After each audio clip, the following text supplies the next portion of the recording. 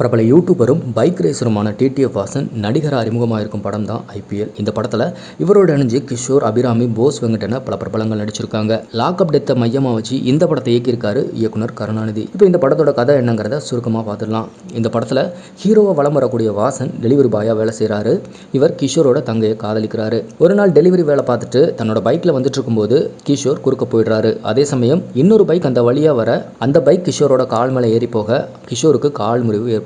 ஆனால் கிஷோரோ வாசன் வந்த பைக் தான் தன்னோட கால் மேலே ஏறி தனக்கு கால் முறிவு ஏற்படுதுன்னு நினைச்சு வாசன் மேலே பயங்கரமாக கோபத்தில் இருக்காரு. படத்தில் கிஷோர் ஒரு கார் டிரைவர். முதல்ல அவர் வாடகை காரை ஓட்டிட்டு இருந்தாரு. அப்புறம் சில பல காரணங்களால அந்த வேலையை விட்டுட்டு சொந்தமாகவே கார் ஓட்ட ஆரம்பிச்சாரு. இப்போ இந்த விபத்துக்கு அப்புறம் அவரால் கார் ஓட்ட முடியாத நிலை ஏற்படுது.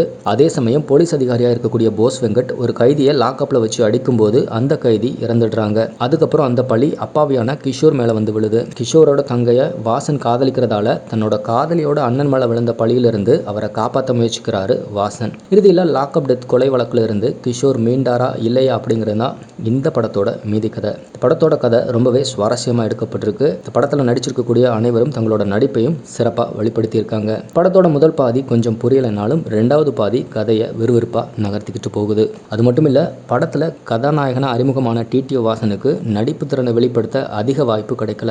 இருந்தாலும் தனக்கு கொடுத்த வேலையை அவர் சிறப்பாக செஞ்சுட்டாரு. முக்கியமாக இந்த படத்தில் பொறுப்பான குடும்ப தலைவியாகவும் கணவருக்காக வருந்தும் இடத்துல அபிராமி தன்னோட நடிப்பை ஸ்கோர் செஞ்சுருக்காங்க. மொத்தத்தில் இந்த படம் நல்லா இருக்கு. இந்த படத்தை நீங்கள் பார்த்துட்டீங்க அப்படின்னா இந்த படத்தில் எந்த சீன் உங்களுக்கு பிடிச்சிருக்கு அப்படிங்கிறத மறக்காமல் கமெண்ட் பாக்ஸில் சொல்லுங்கள்.